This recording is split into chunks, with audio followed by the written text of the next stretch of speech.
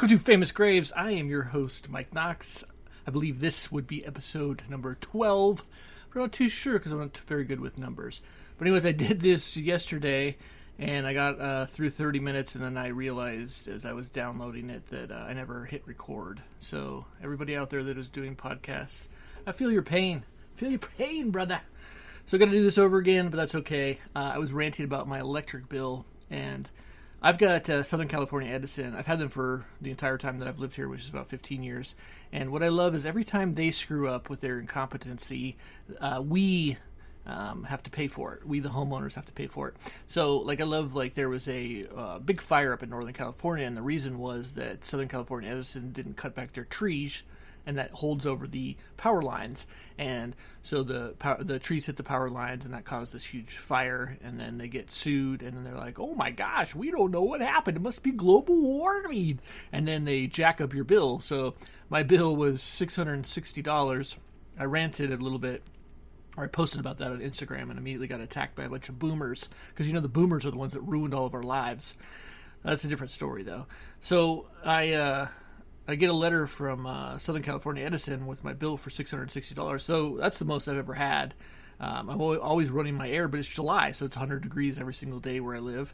And I'm looking at this bill, and they're telling me, that I need to conserve and I need to cut back. My house is 1,200 square feet. It's tiny. And I look at their little graph that they sent me, and I've actually used less than I did last year. So I don't even know where they're getting their math from, but I know they're pulling it out of their ass like everybody else is. But again, they're a monopoly because there is nobody competing with them, and it kind of forces you, and then somebody else on Instagram was like, why don't you get solar? Why do I have to get solar? I don't want solar. I just want an electric bill that used to be $250. That was it. I paid that for many, many years. So the fact that now it's $660 is a little troubling to me and makes me want to move out of state.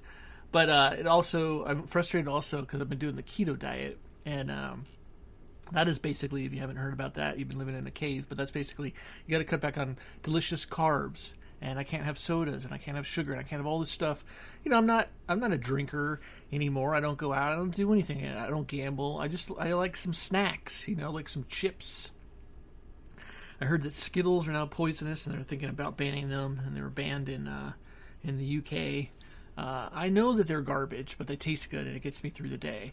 It's just like waking up, and I want, 4 cups of coffee before I have to dredge myself into work. So I'm on the keto, and that, of course, gives me headaches and insomnia, because your first couple weeks starting it is always miserable. And the reason that I do it is the one that works the best for me. It used to be a lot easier. I was never over 175 pounds in my entire life, and then I was dumb enough to work in a prison as a prison guard, and then you're sitting in a tower sometimes for long periods of times, and so you're just gaining weight. I went to put on a suit, and I was like 220 pounds, and so it just sneaks up on you. Then I would do like Atkins and just eat a bunch of meat and cheeses, and I could drop 25 pounds in 30 days. Not possible anymore that I am now past my prime. And so the keto I did for 3 months this time. I'd never done it for 3 months. I'd only done it for 30 days before. Because for me, it's extremely hard to not have bread for that amount of time. I don't think the human body was designed. I know that we were cave people at one time, but I don't think the body is designed not to have delicious bread with butter on it, just like a bread basket. And also bow tie pasta. Pastas are delicious. And so I'm going to try to do it this time for 5 months. And usually I'm trying for some reason psychologically I have to start on the 1st, and then I usually have to, I can't do it if there's like a holiday. There's no way. I've got to stuff my face on a holiday because there's usually somebody's making some potatoes, and potatoes are delicious. So that's where I'm at. I'm frustrated. I'm reading my electric bill. Everything's outrageously expensive. My 401k lost like $60,000, but this is supposedly the strongest economy since the Great Depression. So I'm watching some stuff on TikTok. I've got Famous Graves on TikTok, and I was watching, somebody had on there, I don't know where it came from, but it was Bob Lazar. Bob Lazar is, of course, the UFO guy, the guy that supposedly saw a bunch of alien crafts or worked on alien crafts at Area 51. And so I'm not refuting his story. And I just love that he actually did like a little short series. It looks like in the 80s, and somebody found it, but nobody had ever posted that before. So I think the disinformation works both ways. It's kind of like, here was this guy putting out this information, and he's doing it because he lost his job at Area 51, and then you have other people that are kind of keeping information, like they're like, oh, we don't know who he is. No, he grew up in Woodland Hills. He was always into like jet propulsion and stuff, and Google it, there's like a picture of him as a kid putting one on the back of his banana bike. So there's lots of information about him. What I just find interesting is that you've got the book Area 51 by Annie Jacobson, and she actually talks in the back of the book, very small blurb, but it talks about the fact that the Roswell crash in 1942, it might have been Stalin playing a joke on us during the Cold War and basically like dropping some drones, and supposedly there's been, Bob Lazar said there's 9 crafts that were crashed, and his job was to reverse engineer them. So basically he's going in there and dismantling it and trying to figure it out. And he's saying in these little documentaries, like, yeah, I figured out it was a certain element, and they put it in the center of the UFO disc-shaped object, and it's basically a different type that's propelling this aircraft. So that brings me to, this could totally be our military doing it, some sort of secret project. They're not telling anybody, and it's just a great way for the government to get our minds off of what's going on. And he's out there talking about that. He was told to work on these crafts, but those crafts, they could have been Russian, they could have been some other country. They didn't necessarily have to be from another worldly planet. It's just hard for me to believe that our government is so incompetent that for them to be able to orchestrate this mass cover-up, that they're communicating with aliens. That's the hard part for me to believe. I would love for it to happen, but again, it goes back to all the people that are like, saying that the moon landing was faked. My whole thing is, I have AT&T cell, and I can't even get that thing to work in my own living room, and the router is a foot away from me. But supposedly we went to the moon on a 9-volt battery. I'm not saying we didn't. I'm just saying that AT&T is a horrible, horrible company, and they know that they are. And if anybody is from AT&T, you work for a horrible company. Because I used to work there, and it's a horrible company. So I can say it. And my cell service is absolutely horrible. For the phone calling, it won't even work in my own house. And again, people are like, well, why don't you change? Because I'm lazy. That's the answer why. So you've got this wonderful, again, that book Area 51 is a great book where that's the best technology that we have. But that was, SR-71 Blackbird was made in, I think it was developed in the 60s, so shouldn't we have stuff that's, I don't know, a lot better technology now? Call me crazy, 2022?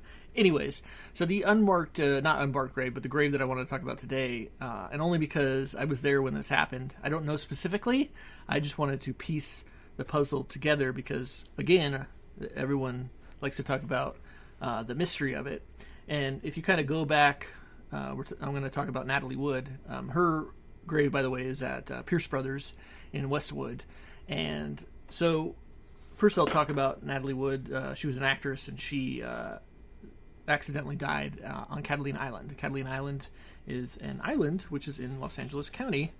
And for some reason, I don't know why they do not promote Catalina Island more. They should definitely stick a real casino on that island or something that attracts people and get it going, because it could be our Vegas of Los Angeles, I think.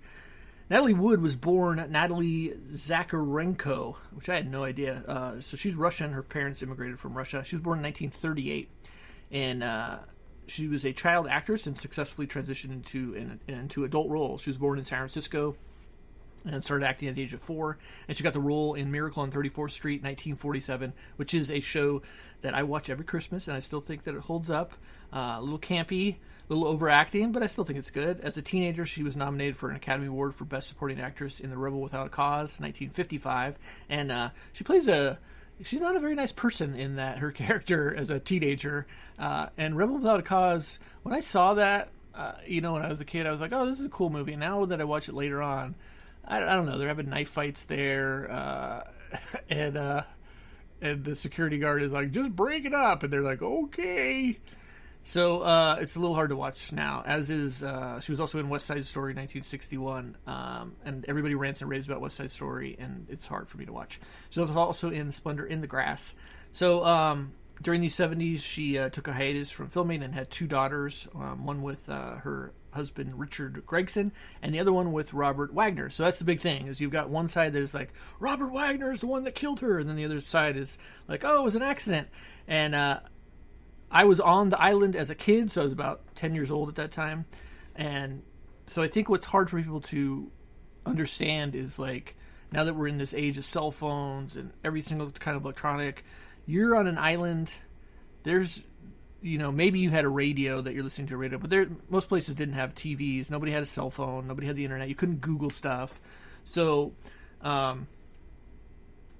when they were looking for her, there was, one of the articles was talking about how nobody went to look for her. No, they wouldn't look for her. And it was a sheriff that walked up to me onto the beach. It's a big party atmosphere there. And I was there with my parents and the family, and everybody's, drunk out of their minds. Some guy yelled at me because I looked into, like, this. It was shaped like a boat, but it was a tub of Mai Tais. And I'm 10 years old, I don't care, and some guy in a mustache is screaming at me because he's an a-hole. And then a sheriff came up to me and asked me, have you seen Natalie Wood? And my response was, who's Natalie Wood? Because I didn't know who that was, and I didn't have any way to look up who Natalie Wood was. And then one of my dad's friends said, oh, she's an actress. And so it was pretty normal at that time, like, they're boaters, so everybody's boating, everybody knows who each other is. The bigger boats in the harbor, they're more towards the back of the harbor in deeper water, and they're bigger boats, so they don't have anything else to do, so you're taking your dinghy around. Hey, let's go look at the Splendor, because that was Natalie Wood's and Robert Wagner's boat. Or John Wayne would always go there, so it was like that was the thing that you did during the day, was you took a ride around to see if you could see a movie star or not. That was pretty normal. Also, everybody was drinking, so Natalie Wood, after they found her, had alcohol content of 0.14, also had painkillers in her blood and seasickness pills, because you get seasick, definitely. So her cause of death was determined drowning and hypothermia. Her sister also said that she was terrified of the water and could not swim. So, knowing that, and you've got Natalie Wood on the boat, you've got Robert Wagner on their boat, you've also got Christopher Walken, because they're doing a movie together, which is a great movie, which was Brainstorm. Definitely go see that movie. And you've got the captain on the boat, because a lot of people would hire a captain to take you over there. That way you can, again, everybody's drinking. It's a drinking culture. Not so much now, but when you didn't have the internet, everybody was drinking. There's nothing else for you to do, and it takes away all the awkwardness. So everything on the boats is a party atmosphere. So say she gets in an argument on the boat with her husband or whatever, you're going to go separate ways on the boat. Well, it's a 54-foot boat. The boat that my dad had was 33 feet. It was a sailboat. Theirs wasn't a sailboat, so there's a lot more room. It also took less time to get over to the island, whereas for my parents, from Marina Del Rey, it took 4 hours. So for me as a kid, the island is great, but getting over there was always boring, and I always hated it. But so she most likely went below. She was trying to go to sleep. When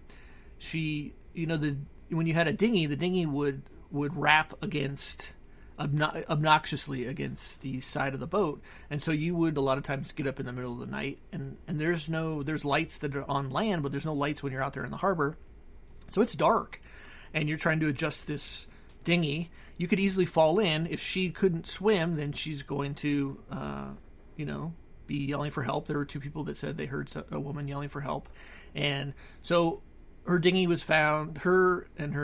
She and the dinghy were found at 8 o'clock the next morning.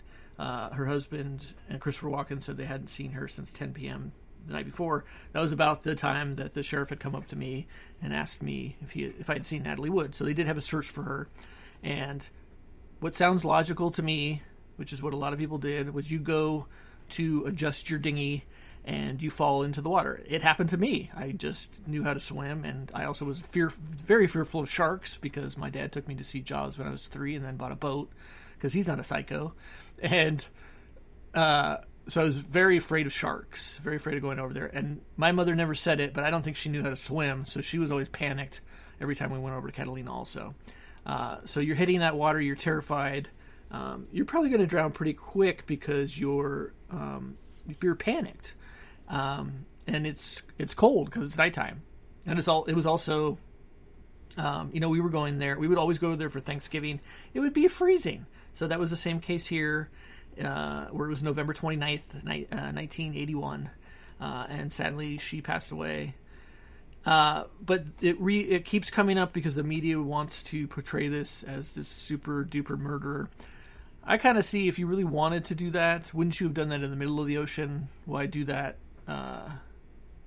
in the harbor where people could hear you, or see something? I mean, nobody's filming you. Nobody had an iPhone at the time. But if you really wanted to do that, don't you think that would have happened for somebody who had no record before or anything of doing that before? So that's why I think most likely it was an accident. And then you have this captain who didn't see anything, but in 2011 he's trying to write a book because he's going public saying, I knew that so and so was happening and this didn't happen. Well, that's just somebody that, to me, all these years later, it's like, really, actress that could have still fully gone on with her career. You had two people that obviously loved themselves. They were married. And then you had her two daughters that lost their mom. That's the tragedy of everything to me, is that, there's no closure, really, because your mom was gone for the weekend and you come back and you find out that your mother has passed away. To me, that's just horrible. And then to have this, you're trying to go on and live your life, and people are just rehashing this over and over again. And I guess like I am too, but I see it as that it was an accident. I don't see it like it was this big conspiracy. Tale of the Pup hot dog stand reopened in West Hollywood, and it is at 329 North San Vicente Boulevard in West Hollywood. If you don't know Tale of the Pup, that started in 1948, and then it was shuttered and stored for many years, and then Tommy from Valley Relics got a hold of it. I went out there. It was really cool. I went to see... I should say that Tale of the Pup was a hot dog stand that was shaped like a hot dog.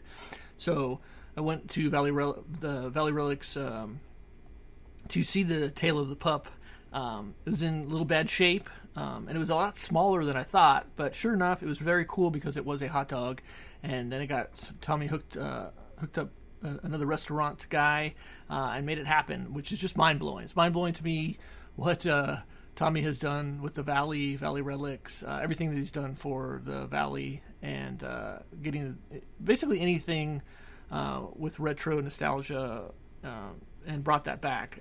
To me, those things are very important, and I can't wait to go there. Looks like they also, it's not just a little hot dog stand now; it's a place you can go inside and sit down, and from what I see, it just looks very awesome.